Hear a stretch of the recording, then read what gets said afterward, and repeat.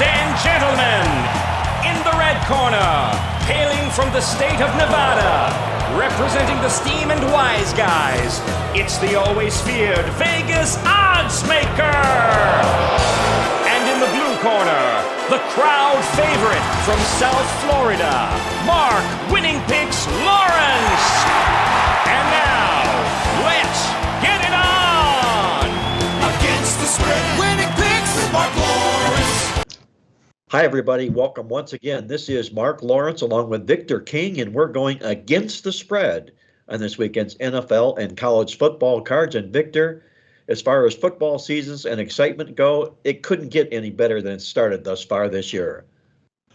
You got that, Mark? It's absolutely correct. We did okay with our over-unders last weekend. We pretty much split down the middle in the NFL, but we did hit our college game of the month, and that was over the total in the Sun Belt game between Appalachian State and James Madison. That game ended up going over the total by a couple of points, so we're very pleased with the result of that particular game. But somebody, Mark, here in the Playbook offices had a really, really good weekend, and I'm talking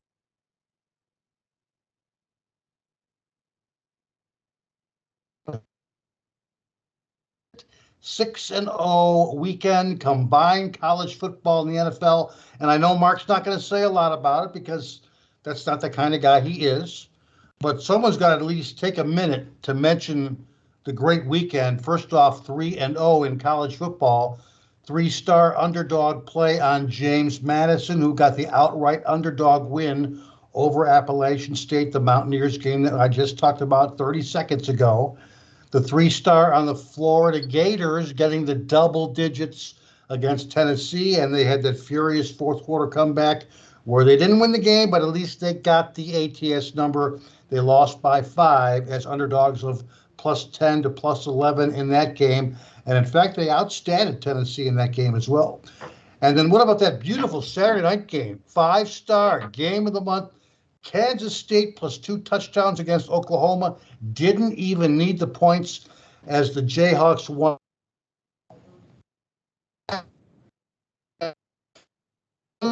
In college football that has a winning road record in Oklahoma, in Norman, 6-5 lifetime. That's Kansas State. Mark knew about that. And again, they had the outright win, a beautiful 5-star game of the month and a great way to finish the month of September. And then in the NFL on Sunday, 3-star Indianapolis Colts, home underdog against Kansas City. That was a sharp play. You saw the line of that game go down. At one point, Kansas City was almost, a 7-point road favorite. Went down to 4.5. Colts pulled off the outright upset win. Very nicely played there, as was the 3-star play on another home underdog, Tennessee Titans, who got the win against the Las Vegas Raiders. And then finally, Mark had that 4-star NFL game of the week, Green Bay Packers on the road against Tampa Bay. They outstanded the Buccaneers. They won 14-12. They were getting a couple of points. So again, what a great way to finish the month of September, Mark, 6-0. And before we head into our college football segment, anything else you want to say to wrap up that great weekend? Well, there's nothing like the dogs, Victor, and on our daily coffee club, we changed a little message that we have in there, and it's basically what I put in there, my golden rule, and it's that 3 things can happen when you bet on a dog, and 2 of them are good, and it really worked out good for all the dog lovers last week, and I know you're a dog lover. I know our listeners out there, if they're not, they're becoming dog lovers as well. So all in all, I'll take that each and every weekend, and thanks for the kudos. Really appreciate that. Nice, very nice. And in our college football review, Mark, it was a good week for the underdogs, of course, 33-26-1 against the spread. Home dogs, not so much, 8-8 against the spread. It was the road dogs who did very well, 25-17-1 against the spread. And year to date, it's still not a doggy year quite. Favorites are still on top. 109, 97, and 4 ATS is the record for favorites thus far. And if you remember 2 weeks ago, Mark, we were talking about those really big favorites and how well they did in college football. 2 weeks ago, they went 9-1 against the spread. Those big favorites of 25 or more points.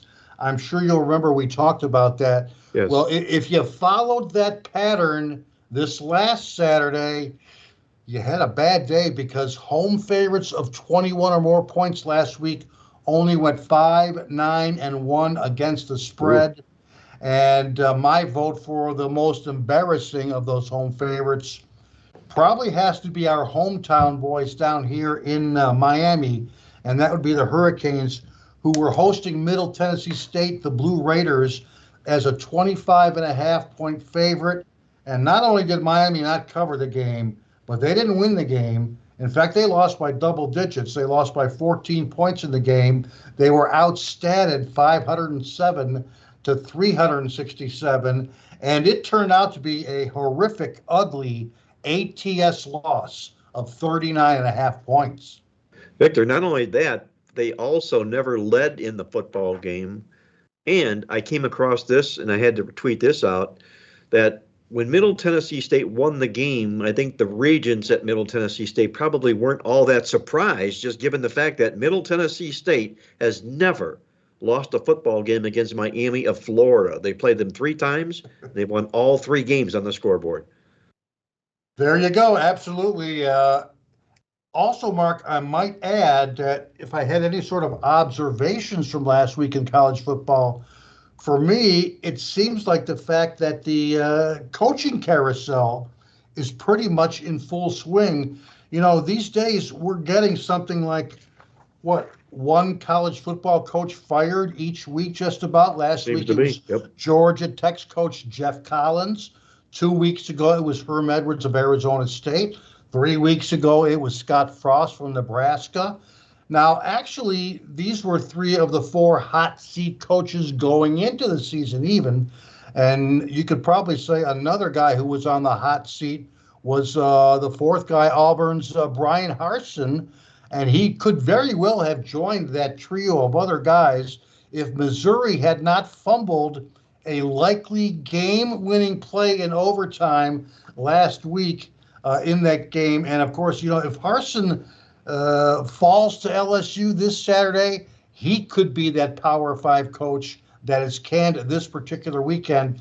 If you give me, or if you ask me, Mark, for a short list of some of the guys on the hot seat, obviously Harsin from Auburn would be at the top of my list. I might also include perhaps Carl Durrell of Colorado. And the Buffaloes, of course, they're down to their 3rd string quarterback already, that true freshman, the kid Owen McCowan. And they have not generated a heck of a lot of points. So I'd say Carl Durrell is probably on the hot seat. I think Scott Satterfield of Louisville is on the hot seat. I would say the same for Elijah Drinkwitz at Missouri, who, again, had that crucial fumble in overtime last week. And the 4th guy is a guy that, you know, we got a couple of tweets about this week, and that would probably, Mark, be Andy Avalos of Boise State. You know, he entered this season with basically 0 job pressure whatsoever. But if you watched that Friday night game, it was one of the uglier games we have seen in college football when they lost 27-10, Boise did, to Texas El Paso, a game in which they generated only 177 yards and prompted Avalos to fire offensive coordinator Tim Plow and replace him with former Boise State coach Dirk Cotter. So again, I think you'd probably be in agreement that Avalos from Boise State is probably on the short list of the coaching hot seats as well. I think he has to be, Victor. I don't know what poison they're putting in the food at Boise State these days, but this offense has completely disappeared from the Broncos here, and it has to move Avalo up on the list. Just incidentally, on the PlaybookSports.com website, we do a poll that people can interact with, and our poll question this week is, who will be the next college football coach to be fired? You can go cast your vote among those that Victor mentioned. There's 1 or 2 other extras on there, and let us know who you think will be the next college football coach to be pink slipped this football season. And Victor, before we move over to the NFL side of things, my observation on the college football card last week is this. There were an abundance of inside-out football winners last week, and I talk about this annually on the show, and they're very critical. They're very important from a handicapping aspect.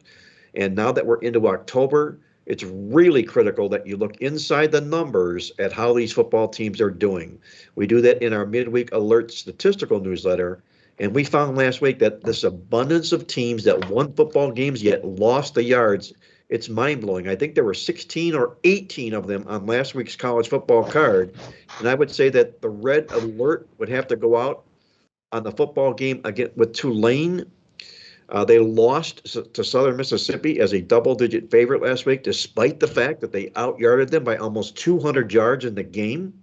You can read all about that take on that inside this week's midweek alert newsletter. And then again, that Boise State issue about this offense just averaging 283 yards a game against Texas El Paso last week. They were a 16-point favorite, as you mentioned, Victor, and they got drilled in the stats, 322 to 177 yards. There's no excuse for that, what's going on at Boise State, and he could well be the next coach that gets fired if this doesn't get turned around real quick. You're tuned in to Mark Lawrence Against the Spread, the nation's most popular sports handicapping video and podcast show. And now with that, Victor, let's move over to the NFL side of things and what we have learned from last week's football card. I'll let you kick it off, if you will. Right, another good week for the underdogs in the NFL. Not only did they go 10-5-1 against the spread, including the three I mentioned at the top of the show that Mark had on his NFL card, but they also went 9-7 straight up even. The one tie was the Houston Texans were a 3-point dog against Chicago, and as you know, they lost 23-20. But again, underdogs 10-5-1 ATS, 9-7 straight up.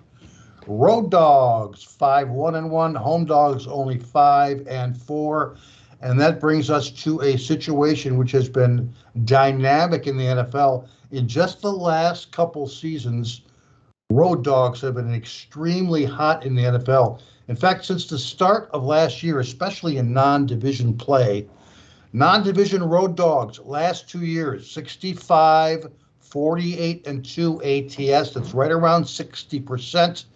That includes 58, 35, and 1, 64% for non-division road dogs of less than 10 points. And then I've got a little tightener out of our database. These dogs have gone 25-8 ATS when playing off a straight up an ATS loss. That's 76% against the spread. And in fact, there are 3 of them going this particular week. And those dogs would be Seattle on the road against Detroit, Jets on the road against Pittsburgh, and Arizona on the road against Carolina. All 3 qualify in that hot road dog system over the last 2 years, which has gone 25-8. Well, pretty strong numbers, especially, like you mentioned, Victor, for the non-division type football teams, Right. doing very, very well.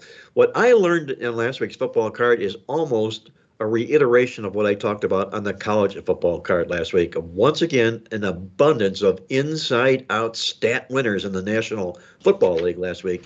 9 teams. That's 9 teams of the 16 games that played won the game and lost the stats in the National Football League. 3 of them, if you will, lost by over 100 yards in those football games, yet won the football games. You can check out who all those are inside the Midweek Alert Football newsletter this week, which is an absolute must-have because now is the time when you need to incorporate your statistics into your style of handicapping to make you a better handicapper and getting ready for the football season from now till the end of the regular season. And one more quick segment, if we will, or quick mention, I should say, Victor, here, from our good friend Steve Crabb, also known as the Texas Tornado down in Dallas, Texas. And I know they go through a few tornadoes down there. We've had tornadoes here on the greater Miami area, and we apologize to any listeners out there.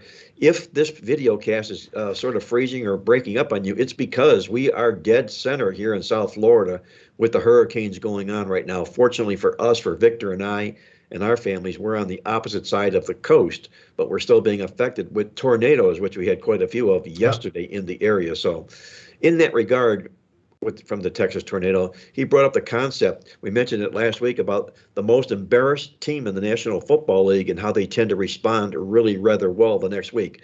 Last week, we outlined, if you will, Victor, those embarrassed football teams. There were 6 of them that could have made the list as the number one team that was most embarrassed last week. And what did they do? They went 5-1 against the spread in bounce back roles.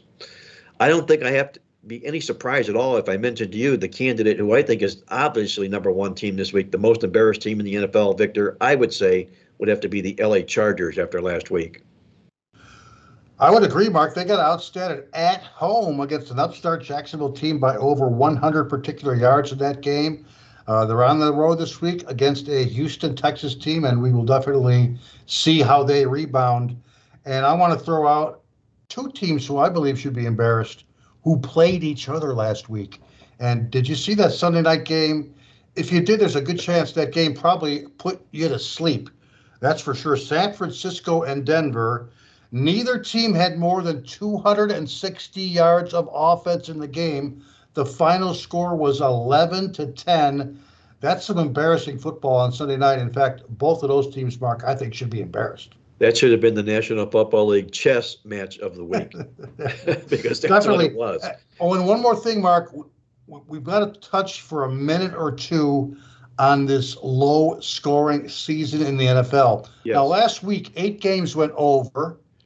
8 games went under. One would think that doesn't mean anything, but it's all about the average points per game. And last week, the average points per game in the NFL was only 40.6. It was the lowest scoring week of the season in the NFL. The last 3 weeks now, week 1, 42.1. Week 2, 43.5. Week 3, 40.6. Now, for comparison purposes, let's remember that last year in the NFL, the average points per game was 46.0. So we're down in the low 40s. That is significant. This is the lowest 3-week total start in the NFL since all the way back into the 2008 season. So we're talking 14, 15 years. We touched base a little bit last week about some of the reasons for that low scoring start in the NFL. And in fact, let me check out the totals here. They are on the season right now, overall 18 overs, 29 unders, 62% under the total. Here's another reason why we're seeing low scoring games in the NFL is the fact that teams are running less offensive plays per game in the 2022 season. Over the last 15 years in the NFL, an average offense will get you 64 to 65 offensive plays per game. That's pretty much the average, right in the middle. However, in 2022, the numbers are down to only 62.3 offensive plays per game.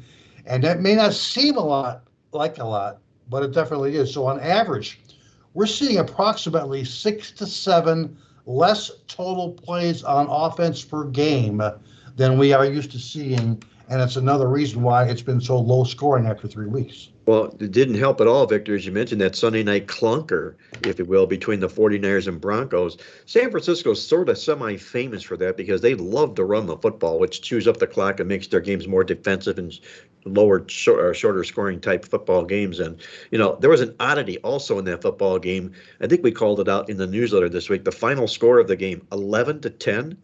It's only the second time in NFL history that has there been a final score of 11-10. I think of 11-10, I think about the vigorous in betting football or betting games, but it was a final score in the National Football League that did indeed put me to sleep watching that football game. Hey, you're tuned in to Mark Lawrence Against the Spread, the nation's most popular sports handicapping talk show. And with that, let's turn it over to our college football game of the week. And we've got a beauty on tap this week. We're going to go inside the Big Ten Conference, where the Michigan Wolverines are going to take on the Iowa Hawkeyes. And Victor, this should be a heck of a football game, at least on paper anyway. Michigan going there, a powerhouse. Iowa, a little bit of a slow stutter start to the season here. How do you see the Wolves and the Hawkeyes shaking out on Saturday? Right, and in fact, we have talked about Iowa a little bit on the show in each of the last 2 weeks, and they're a very, very good defense, and they're a little bit of an inept offense. But the game is a 12 noon kickoff on Saturday. Michigan opened -10. I'm seeing they're up to about 11 as we speak. The over-under line opened at 43.5 points. It's down to about 42. So the early action has been toward the under, and that's kind of the way that we're leaning as well. After all, both of these teams are 1-3 over-under on the season. 3 out of the last 4 meetings in this series have gone under the total, with an average of only 32.5 combined points per game. And Mark, this is also a rematch of last year's Big Ten championship game, the one that Michigan completely dominated and manhandled the Hawkeyes by the score of 42-3. Now, obviously, we know that Michigan's got holes to fill on the defensive side. They lost Aiden Hutchinson to the NFL, but also defensive tackle Chris Hinton as well. And those sacks won't be easy to replace. But even with all those losses in production, Michigan this year still has the second best defensive grade in all of college football, and that's per Football Focus. So who has the highest defensive grade in college football, you ask? Well, that would I'll be ask. Iowa Hawkeyes. Indeed. There we go. Wow. But back to the Michigan offense, they've had the benefit of a skewed schedule and playing some of the worst defenses in college football to start the season. I mean, putting up 7.4 to 7.5 yards per play is nice. But against Colorado State, Hawaii, Connecticut, and Maryland, I mean, that's really not that impressive. Additionally, Jim Harbaugh and company, they're playing really slow and really run heavy as well. They run a play every 28.01 seconds. That's ranked 104th in the country. That's slow. And in fact, they're actually carrying the ball, running the ball on 59% of their offensive plays. But a lot has to do with the fact that they're blowing teams out. But, establishing a consistent ground game is actually how you beat Iowa's defense. Trying to throw for big plays on the Hawkeyes secondary, that's pretty much a death sentence, I think. Dating back to the start of last season, Iowa is allowing only 5.9 yards per passing attempt. That's a nice low number. And they rank in the top 10 in passing explosiveness allowed as well. So, even if the Hawkeyes don't snag the turnovers, teams are still struggling to move the ball through the air on Iowa.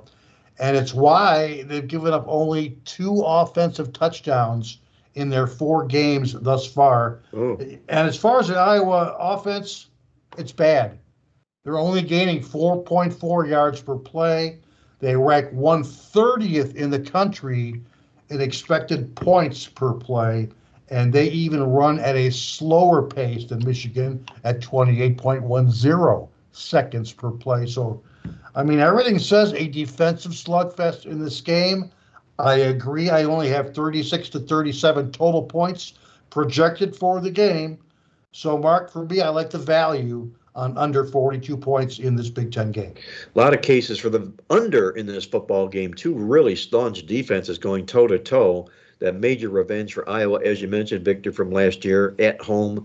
This should be a heck of a football game, and I think it's must-watch television this week, Saturday, in college football. You're talking about the Iowa Hawkeyes, who got out to arguably the slowest start of any FBS football, at least any team that will be going bowling this year. Their first 2 football games were absolutely pathetic as far as offense is concerned. And they do have that nasty revenge chip from that 42-3 loss in the title game last year to Michigan. You also take a look here that in their first 4 games this season, to add to Victor's case, the 23 points that they've allowed in those 4 games is the fewest for Iowa since 1966. That's how good this football defense for Iowa has been thus far this season. Here come the Michigan Wolverines in this football contest.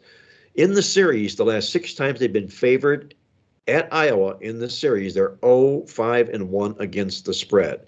Their last win here, you got to go back to 2005 to find the last time that they won a football game in Iowa. And this record they put up so far this football season has been literally against the Sisters of the Poor.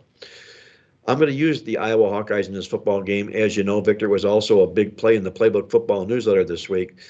And I'm going to do it for the incredible stat in this week's Playbook football newsletter. And what it is just simply, you look at Kirk Ferentz.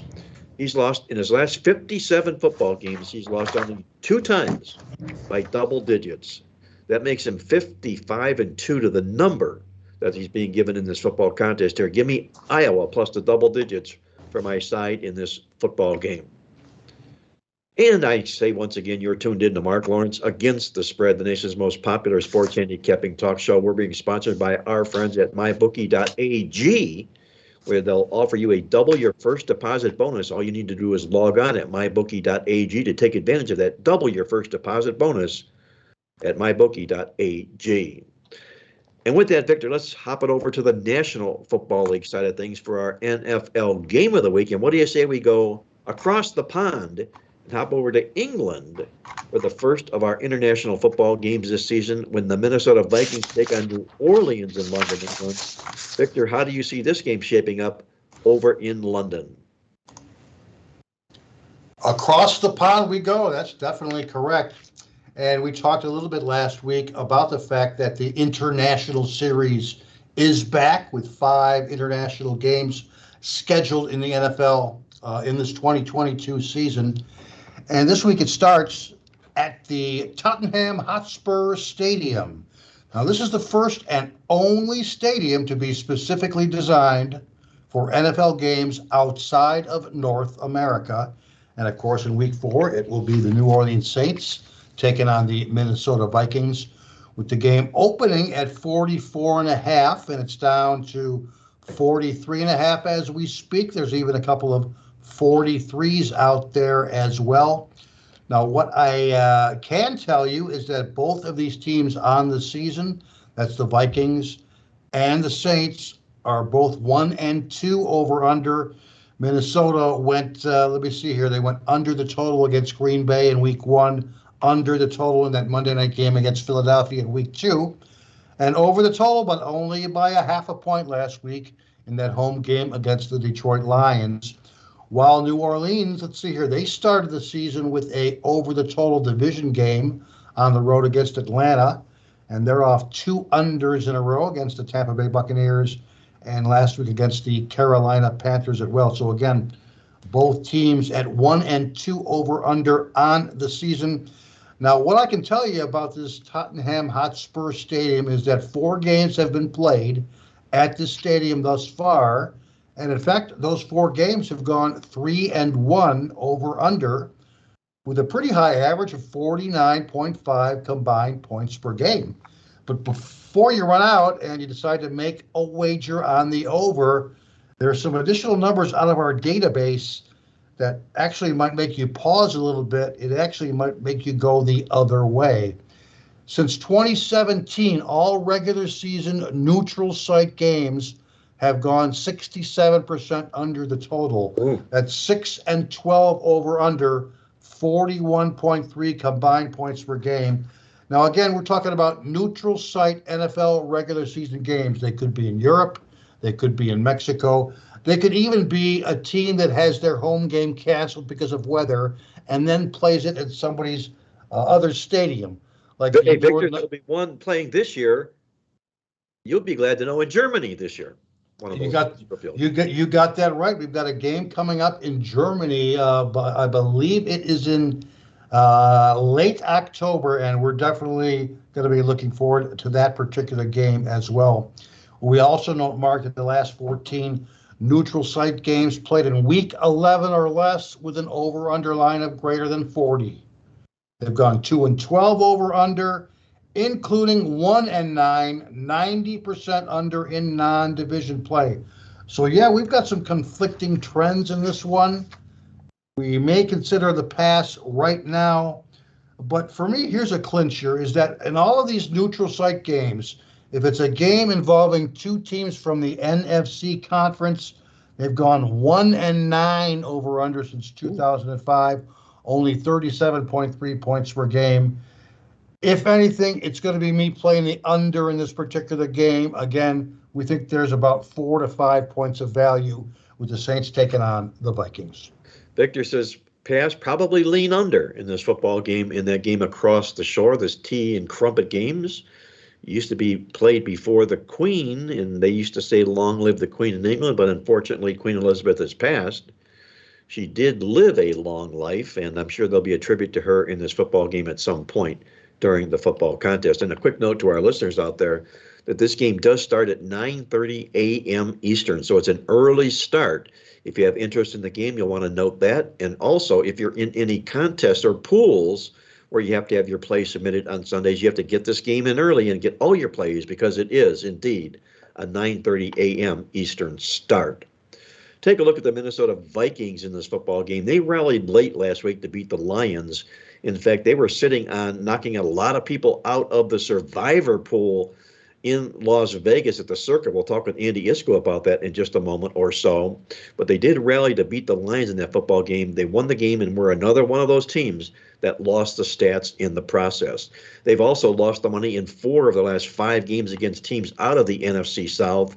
And you look at the stats inside of Minnesota this year, they're just 1-2 against inside the numbers here. They've only won 1 football game in the yards. They're losing stats an average of 70 net yards per game. For the New Orleans Saints, they come into the contest here with 91 yards a game, the better defense in this contest. They lost against Carolina last week, but they drilled the Panthers in the stats. They were one of those teams I mentioned that lost the game and won by over 100 yards in the stats. New Orleans out-yarded Carolina 426 to 293 yards last week. You know, there have been a total of 18 games in the National Football League this year that have been decided by 3 or fewer points. And this game, to me personally, has that look all about it. A low-scoring, tight football game. And here's the clincher that gets me over to the New Orleans side of the football game that comes out of our well-oiled machine. Basically what it amounts to is teams that have gone to London that are coming in off a straight-up favorite loss in their previous game. There have been 11 of them. They went 7-3-1 straight up and 8-3 against the spread. And if they happen to be off a loss of a dozen or less points, how about 6-0-1 straight up and 7-0 against the spread? That favors New Orleans in the football game, and so do the stats in this contest. With that, I'll play New Orleans over Minnesota for my side in this London, England football game. You're tuned in to Mark Lawrence Against the Spread, the nation's most popular sports handicapping talk show. And it's time for us to hop out to Las Vegas as we get the Vegas vibe from our good friend Andy Iskoe from TheLogicalApproach.com in Las Vegas. Andy, I hope everything's going well for you in Las Vegas, and I don't think there's any threat of a hurricane in Las Vegas this weekend. No, although, Mark, this morning as we got set to record the podcast, we did have some very heavy thunder showers, which is unusual for this time of the year in Las Vegas. Unfortunately, they occurred between 3 and 6 a.m. Pacific time, so I wasn't involved, although getting up at 6:30 Pacific time will do me well for that Sunday game in London, which starts at 6:30 a.m.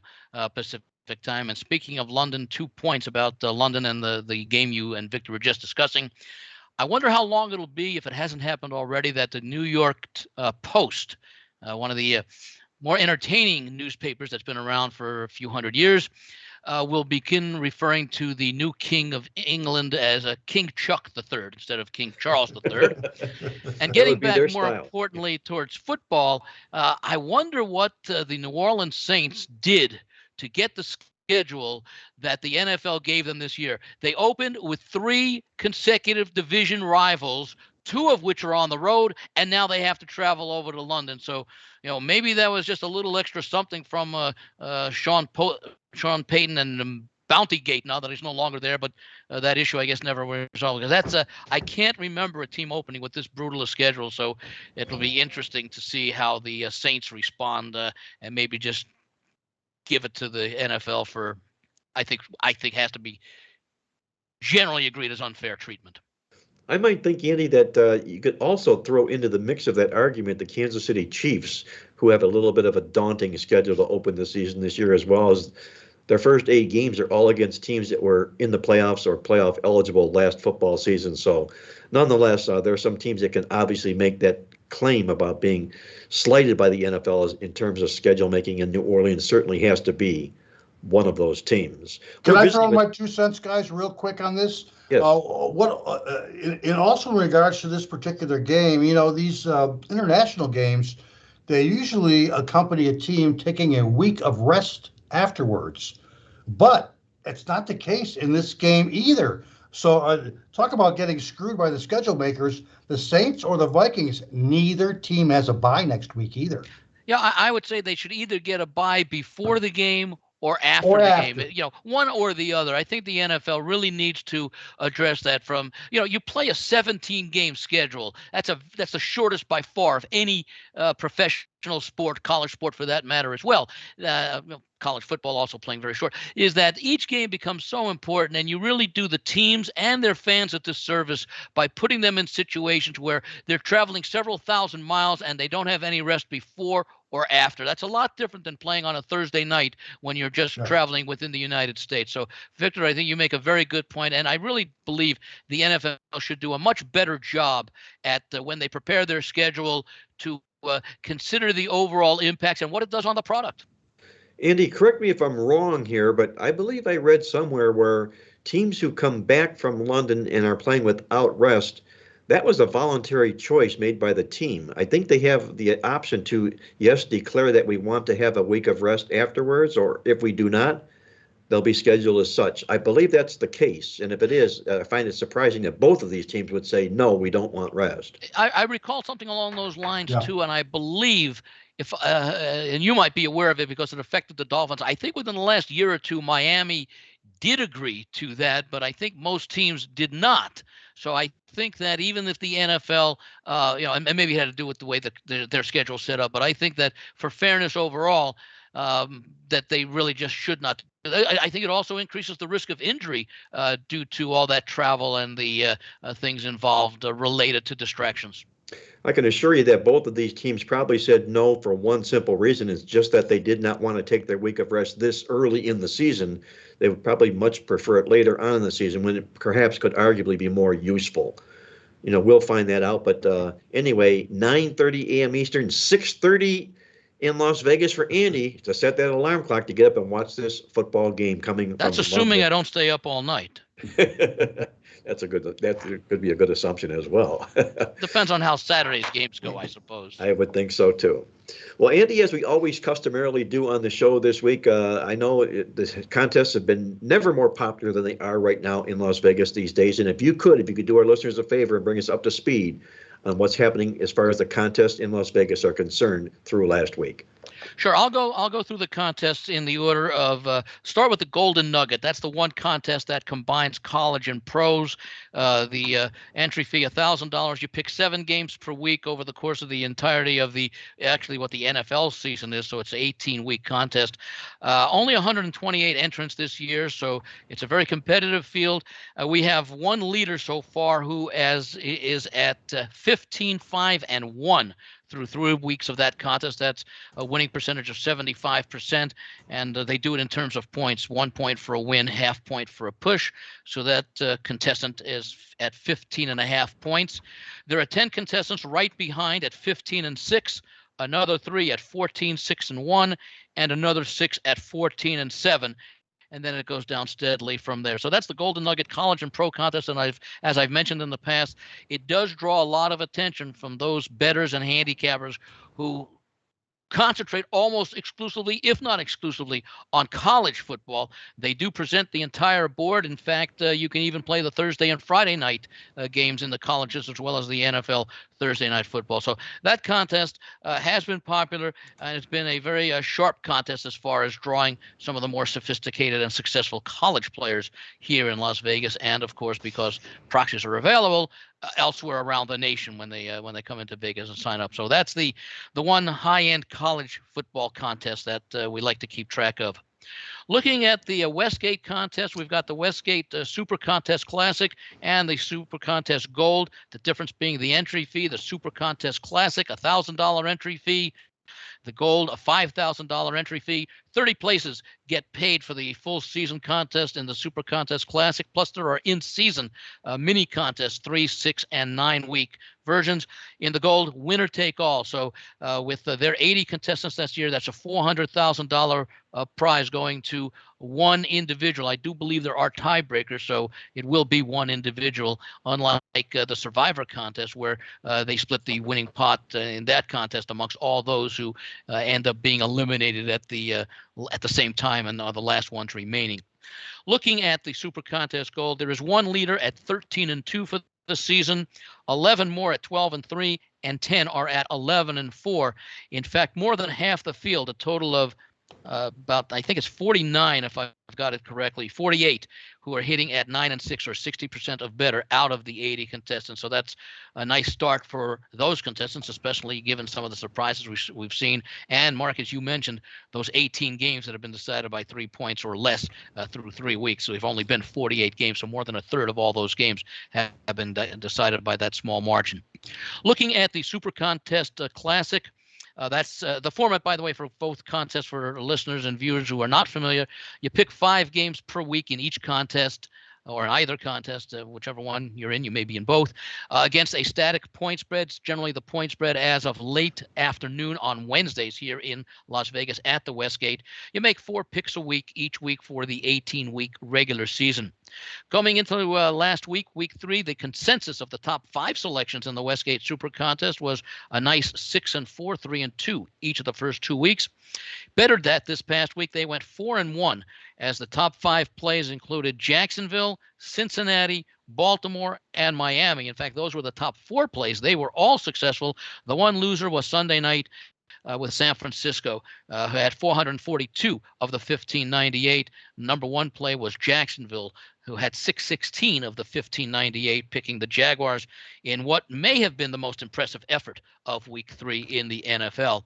I will, as just an editorial comment, Jaguars look like a football team this year. That's Yes. That's nice. We'll see how they fare this week when they go up against one of the 2 3-0 teams in Philadelphia. Yeah. Anyway, the consensus 4-1 last week, bringing the record for the season to a nice 67% of 10-5 ATS. Now, looking at the 2 contests sponsored by the Circa Hotel and Casino, the Circa Survivor is rapidly gaining popularity. They have a $6 million guarantee. It's a $1,000 entry fee. You pick 1 team a week just to win the game straight up. If you win, you advance to the next week. If you lose or tie, you are eliminated. They guaranteed $6 million as far as the prize to go to that to those who end up being the last survivors. They exceeded that slightly, so no overlay in this contest this year. 6,133 contestants entered. More than half the field was knocked out in that wild week 1. Heading into week number 3, roughly a third of the contestants remained, 2,012. And it was a pretty decent week for those. Only 462 were eliminated, leaving 1,550 remaining in the contest. That's about 25% of the field eliminated in just the first 3 weeks. Of the top 5 selections last week, picks 1, 2, 4, and 5 all won. The Bengals, the Vikings, the Eagles, and the Browns. The one team amongst the top 5 that was eliminated was the number 3 choice, the Kansas City Chiefs. That loss by the Chiefs eliminated 260 of the contestants, followed by 128 who were eliminated with the Chargers. And then there were a total of 9 more teams that had 20 or fewer votes, actually 16 or fewer selections on their behalf, topped by the Ravens, 49ers, and Buffalo, who had 16, 13, and 10 contestants respectively. And surprisingly, 11 contestants were eliminated because they failed to submit a selection. So overall for the week, 462 contestants or entries eliminated, leaving just 1,550 remaining. As I mentioned, 25, just barely over 25% of the field still remaining. Then we get to their other popular contest, which actually caused the Westgate to make some changes with their contest, the Circa Million. That also carries a guarantee. This year, It's also, like the Survivor, a $6 million guarantee. But unlike the Survivor, Derek Stevens and the folks at Circa are going to have to make up part of that $6 million.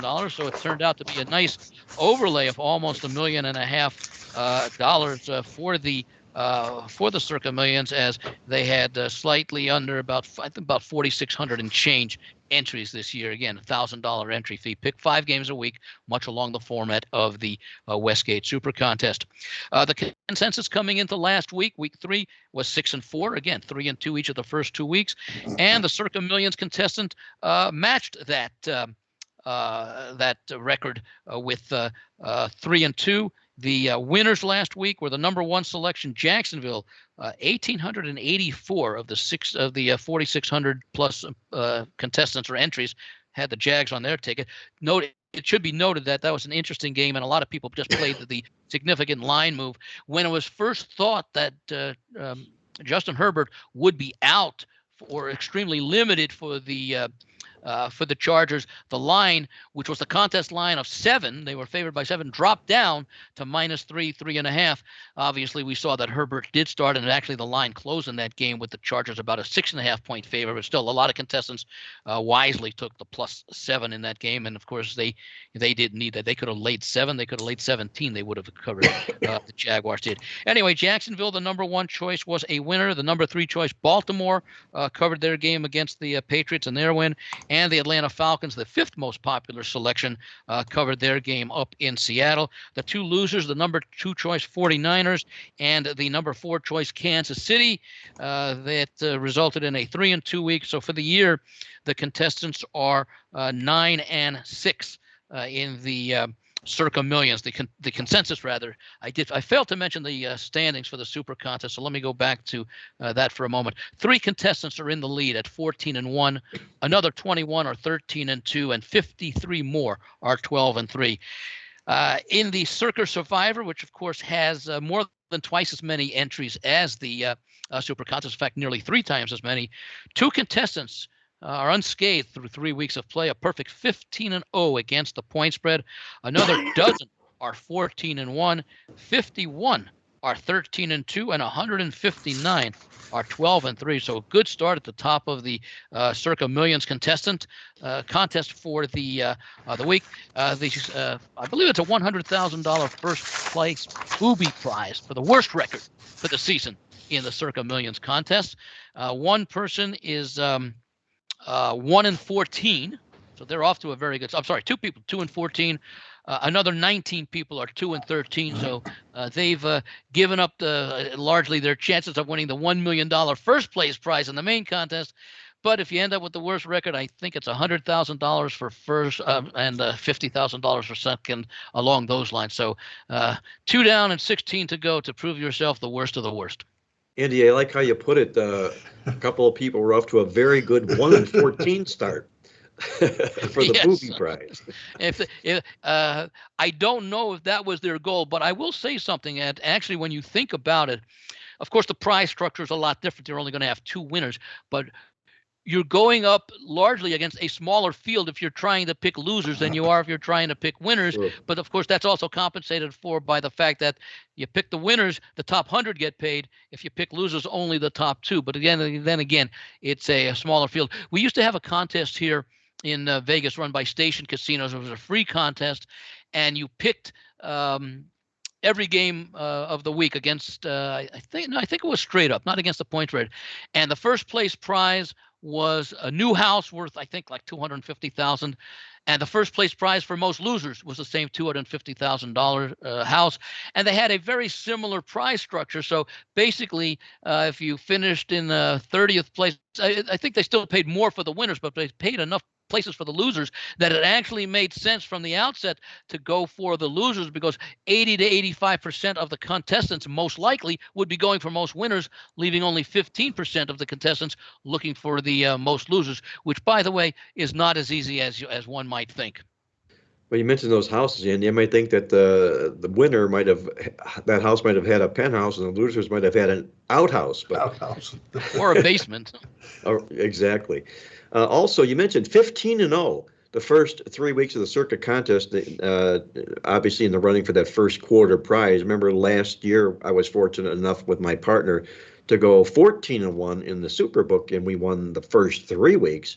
But now it's 15-0 in the circuit. That's pretty nice. And the question is, probably 19-1 might be good enough to win that first quarter prize. Would that be your guess?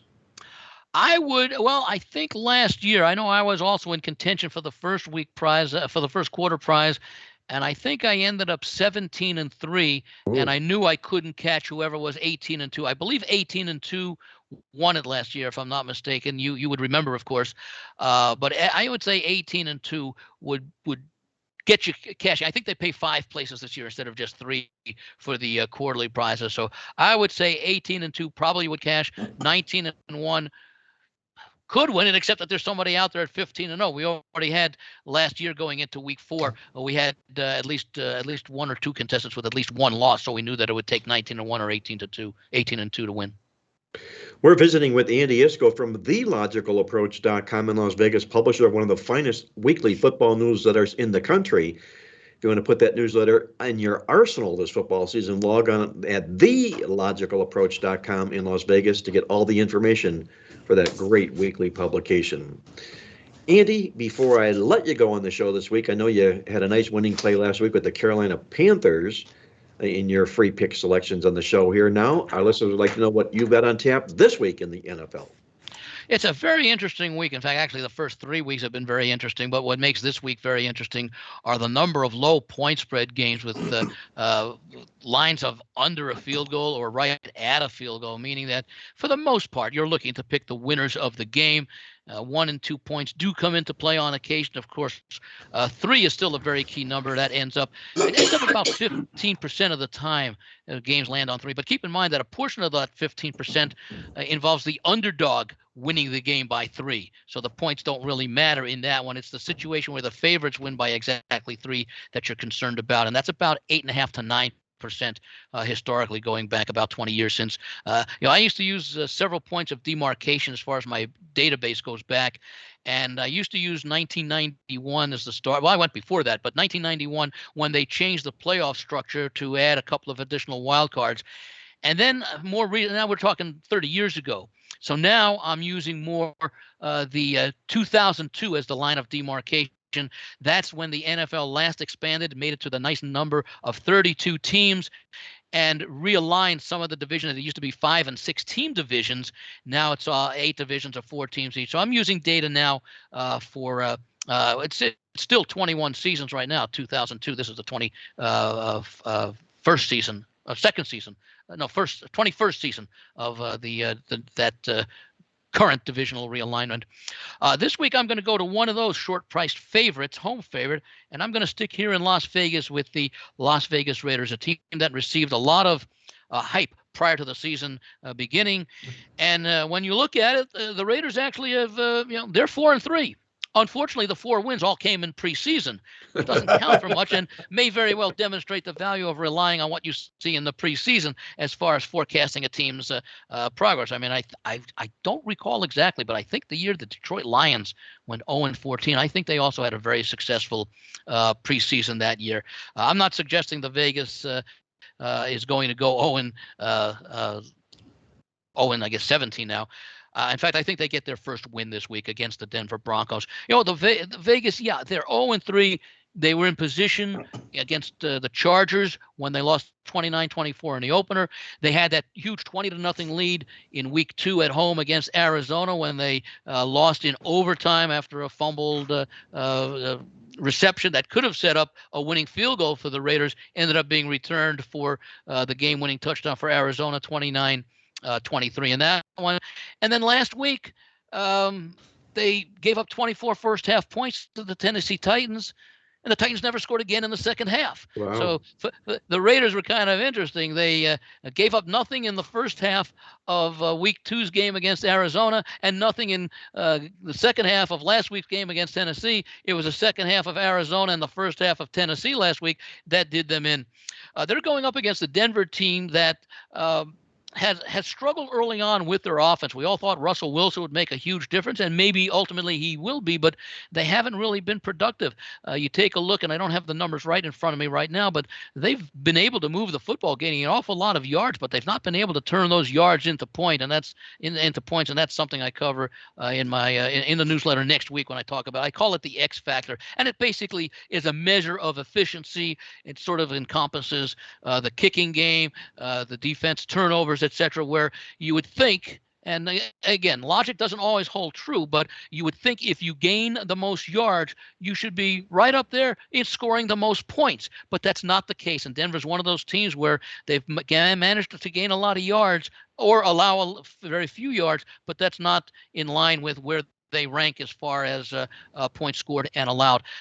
They've been very, very solid on defense. You take a look at their first 3 games. They've not given up very much at all defensively.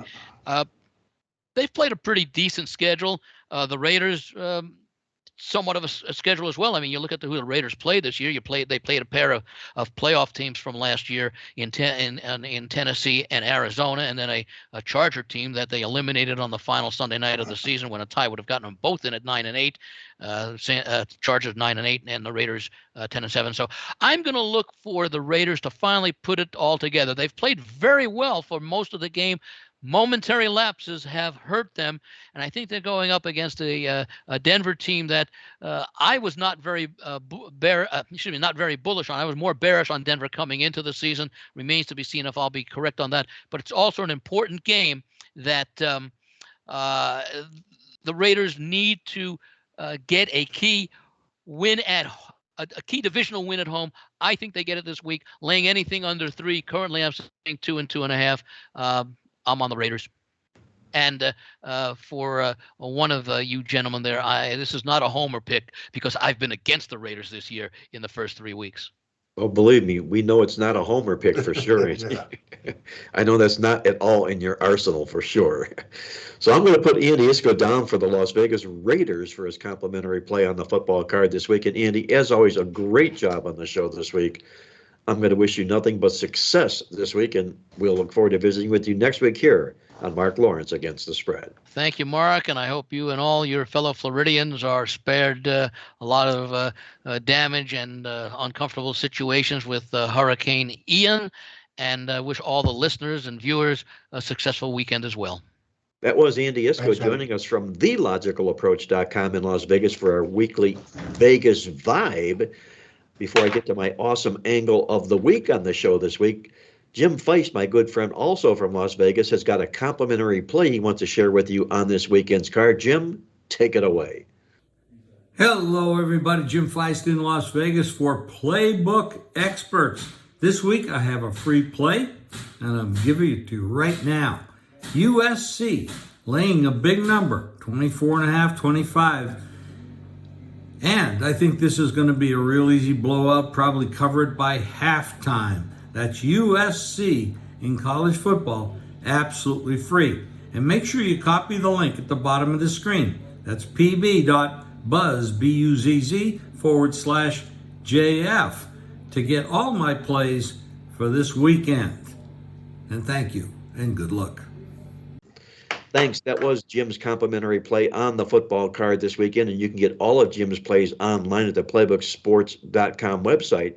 Simply log on at pb.buzz.buzz/JF to get all of Jim Feist's selections in time for this weekend's football games. And with that, let's hop over to our awesome angle of the week on the show this week. And we're going to go once again directly to our Playbook Football Newsletter Smart Box portion. Our awesome angle this week is called Freshen Up. And what we're looking to do this week is to play on any college football home team in Game 4 that is 1-2 exactly on the season and is coming off a win. We do that because these teams since 1980 are 14-3 against the spread. Our freshen up play in college football this week will be on Army this Saturday against Georgia Southern. That's Army for our awesome angle play on the show this week. And with that, I'm going to hand it off to Victor King from King Creole Sports to find out exactly what Victor's got on tap this week. And Victor, if you would, share with our listeners your complimentary play as well. Mark, we've got a free play in the NFL this week for week 4. Before I get to that selection, we got to talk about this great newsletter promotion we got right now where you can get all 3 of our Playbook newsletters. That's the Playbook, the Midweek Alert newsletter, and the Totals Tip Sheet newsletter. You can get all 3 for $25. The cover price is $42. But again, you can get all 3 of those Playbook publications for just $25 at playbooksports.com. And for our free play this week, we're going to talk about the fact that Tuco's a little angry and his master is a little angry. That's because we were on the Panthers Saints last week for our free play. That came over the total. Not only that, but Tuco had his team total on the Saints over their team total and didn't get it. Why not? We don't know. Jameis Winston threw for over 350 yards. He threw over 41 times. The Saints outstatted the Panthers by over 100 yards, yet they managed only 14 points. So with that said, we're talking about an angry puppy dog this week, and that would be our boy Tuco, and that's going to be our free play. Tuco's team total of the week is the Buffalo Bills to go over 27.5 points. They're on the road this particular week, and they are playing the Baltimore Ravens. It's the big one in the NFL, and the timing is perfect for this one as well. You know, Buffalo got held to only 19 points last week, despite accumulating a league-best 497 yards of offense. Not only that, but the Bills got to really be licking their chops this week.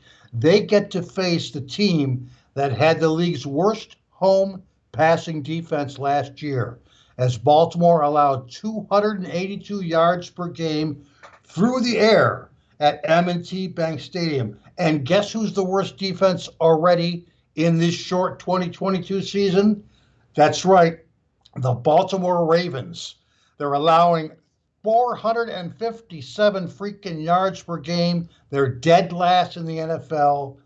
All Buffalo has to basically be is average in this one. They were already the league's number 1 scoring offense on the road last year, averaging 31.3 points per game.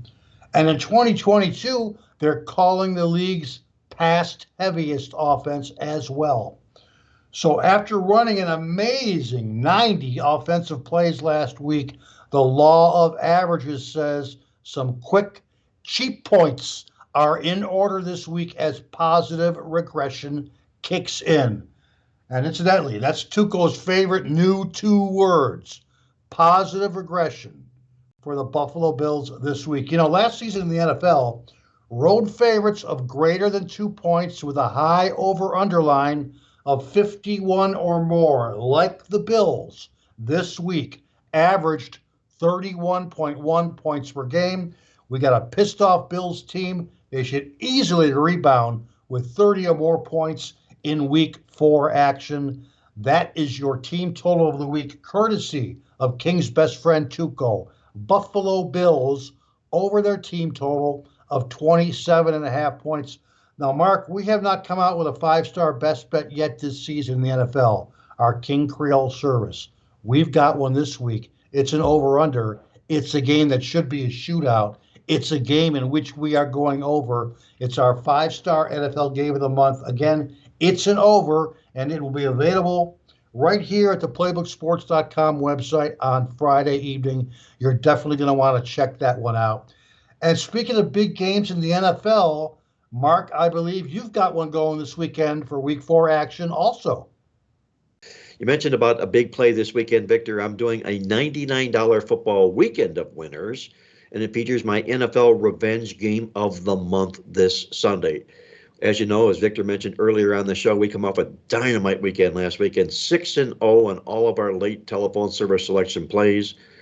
We've got another beautiful weekend on tap this weekend. It'll feature that NFL Revenge Game of the Month. You can get it online at playbooksports.com or give my office a call toll free. The number is 800-321-7777. You'll be glad you made that call for our NFL Revenge Game of the Month weekend of winners.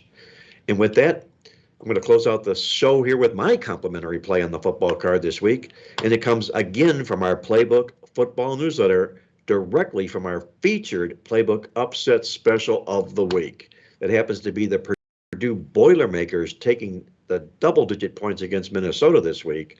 Coming into the contest here, Minnesota's on a real nice winning run going back to last year. They've won 7 straight games in a row. 6-0-1 against the spread, and they're being priced accordingly because of that success. I like to take advantage of situations like that with what we call value.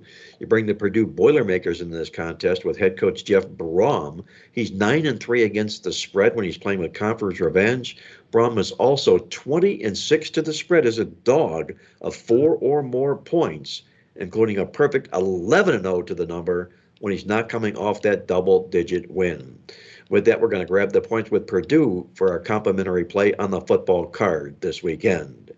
And that's going to fight the final reps on this show here. For Mark Lawrence against the spread, I'm going to thank our co-host Victor King from King Creole Sports for another great job on the show this week. Our good buddy Andy Iskoe joining us from Las Vegas for the weekly Vegas Vibe. And until next week, once again, this is Mark Lawrence, reminding you to always remember to bet with your head, not over it. And good luck as always.